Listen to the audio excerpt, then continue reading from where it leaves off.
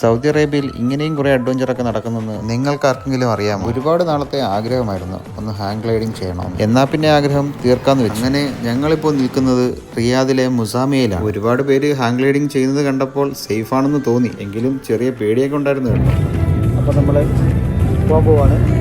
okay, നമ്മളെ pilot